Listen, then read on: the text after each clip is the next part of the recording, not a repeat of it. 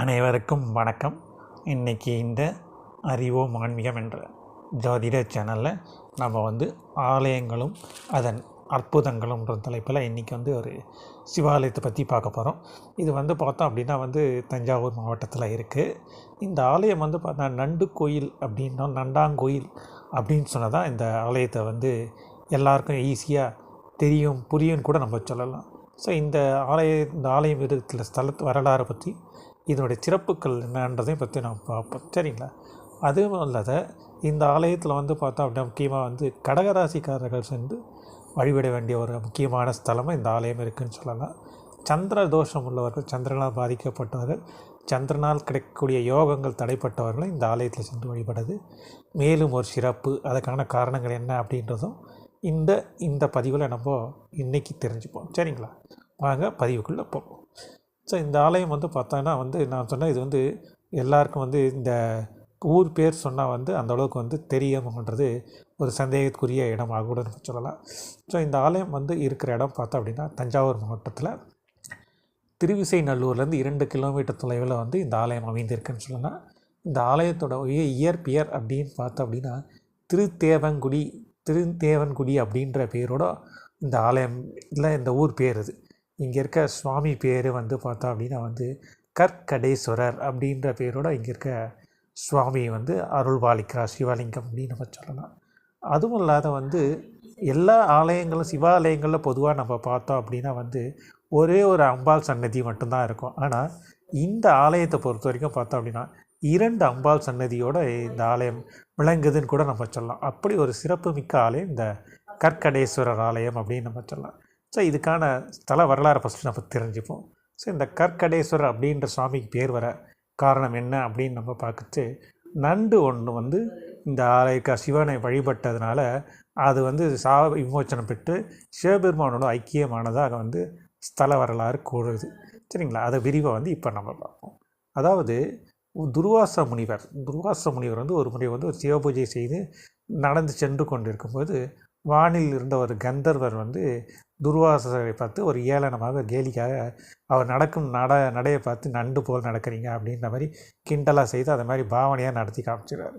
அதில் கோபம் கொண்ட துர்வாச முனிவர் அந்த கந்தர்வனை நண்டா பாரும்படி சாபம் கொடுத்துட்றாரு.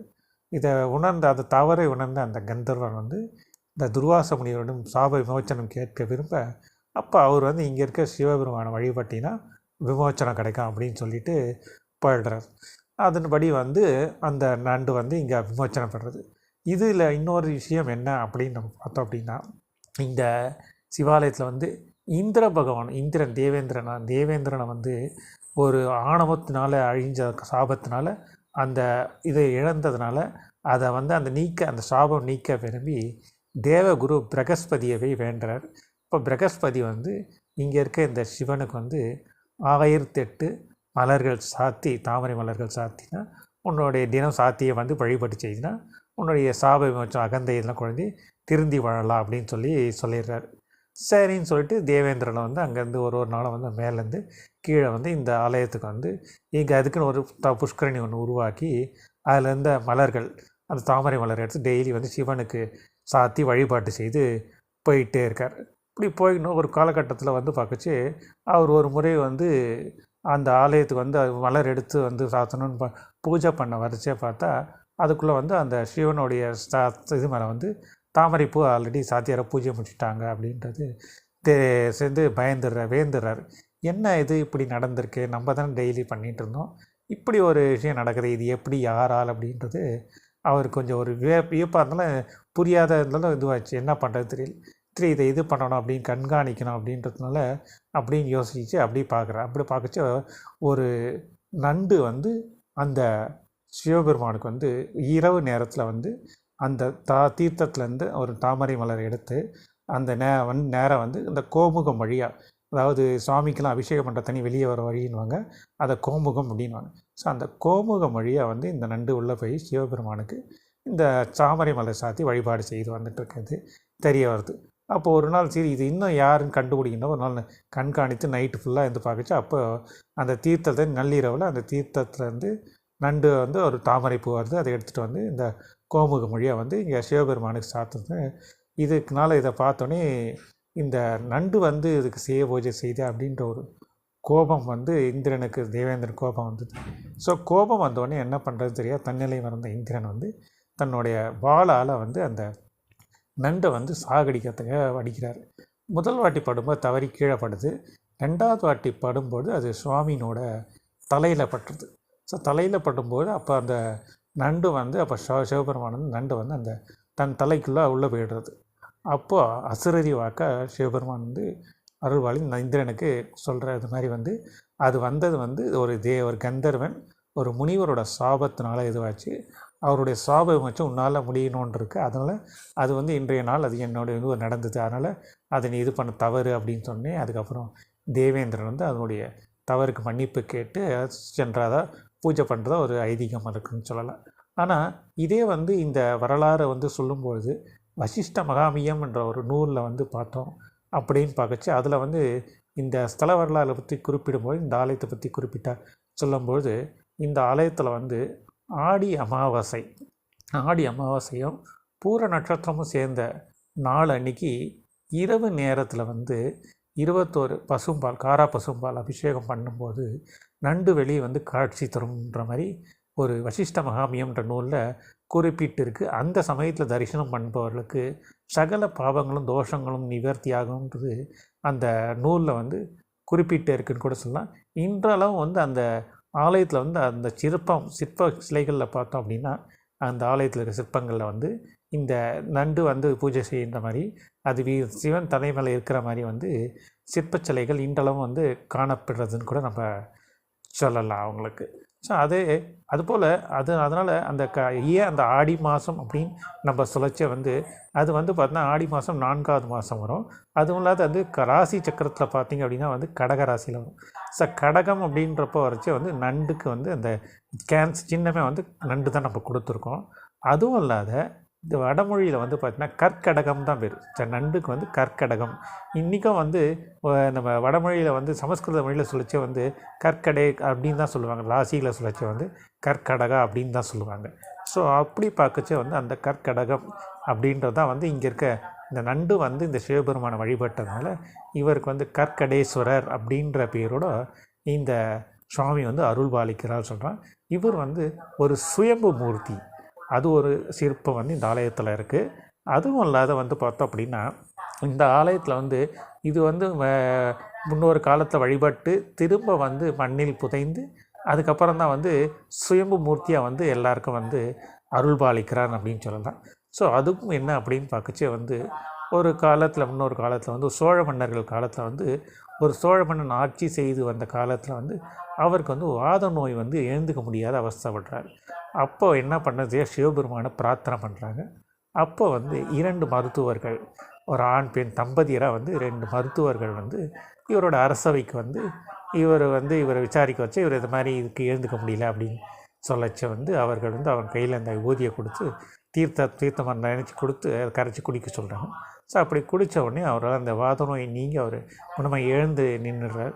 ஸோ எழுந்து நின்னோடனே அந்த தன்னுடைய நிலையை உணர்ந்த மன்னன் வந்து நோய் குணமானோடனே அவர்களுக்கு வந்து உங்களுக்கு என்ன வேணும் கொடுக்கணும்னு சொல்லி பொன் பொருள் இதெல்லாம் எடுத்து கொடுக்குறாரு. ஆனால் அவர்கள் எங்களுக்கு எதுவுமே வேண்டாம் அப்படின்னு சொல்லிட்டு அவங்க கிளம்புறாங்க.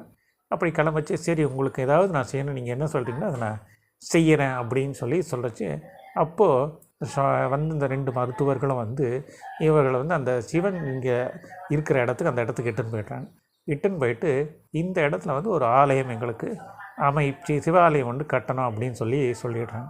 சொன்னோடனே அப்படியே ஆகட்டும்னு சொல்லி மண்ணை சொல்லி முடிக்கிறதுக்குள்ளே வந்த இந்த 2 மருத்துவர் தம்பதியர் வந்து அந்த சிவலிங்கத்தில் போய் ஐக்கியமாகிடுறாங்க. அப்போ தான் தெரிஞ்சு ஒரு சுவாமியோட இதில் வந்ததுனால இங்கே தான் இதுக்கு எழுப்பத்துக்கு தான் நம்மளுக்கு ஒரு இது வந்திருக்கு அப்படின்னு தெரிஞ்சு அந்த இடத்துல அந்த உருவானது தான் வந்து இந்த கற்கடேஸ்வரர் ஆலயம் அப்படின்ற பேர். அது மட்டும் இல்லாத மற்ற சிவாலயங்கள் இல்லாத இந்த ஆலயத்தில் வந்து 2 அம்பாள் சன்னதிகள் இருக்குதுன்னு நம்ம சொன்னோம்.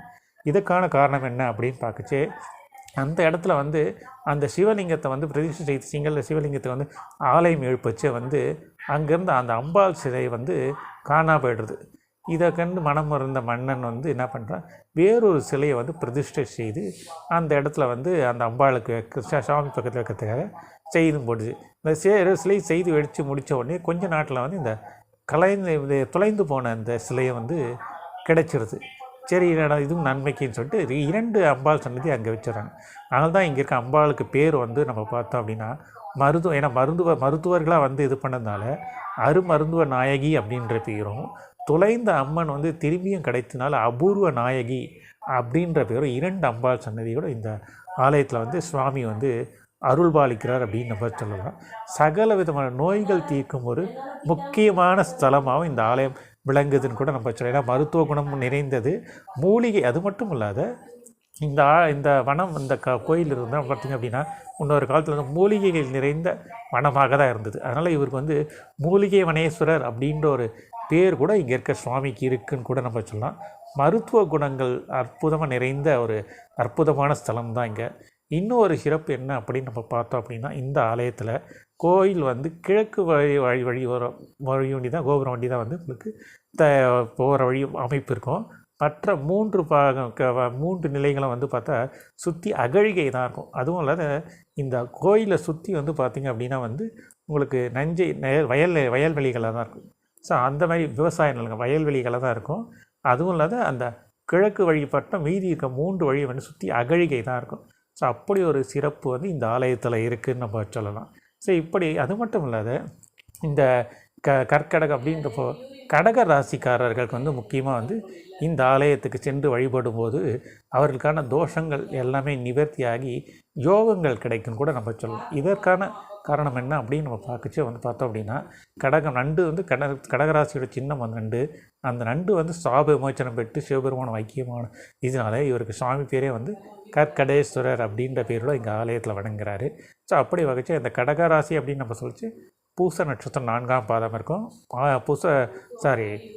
புனர்பூச நட்சத்திரம் 4ஆம் பாதம், பூச நட்சத்திரமும் ஆயில்ய நட்சத்திரமும் இந்த கடகராசியில் இருக்கும். ஸோ இவர்கள் வந்து இந்த ஆலயத்தில் சென்று வழிபடும் பொழுது இவர்களுக்கான ஏற்படக்கூடிய தோஷங்கள் எல்லாமே நிவர்த்தியாகி யோகங்கள் கிடைக்கும் அப்படின்னு நம்ம சொல்லலாம். அடுத்தபடியாக வந்து கடகம் அப்படின்னு நம்ம சொல்லிச்சு இந்த ராசி அதிபதி வந்து பார்த்தா சந்திரன். ஸோ அந்த சந்திர பகவானை வந்து சாப விமோச்சனம் பெற்ற இடமும் இந்த இடம். அது மட்டும் இல்லாத இங்கே இருக்க சந்திர பகவான் வந்து பார்த்தோம் அப்படின்னா மற்ற ஆலயங்களில் இருக்கிற மாதிரி நின்ற கோலத்தில் இருக்க மாட்டார்.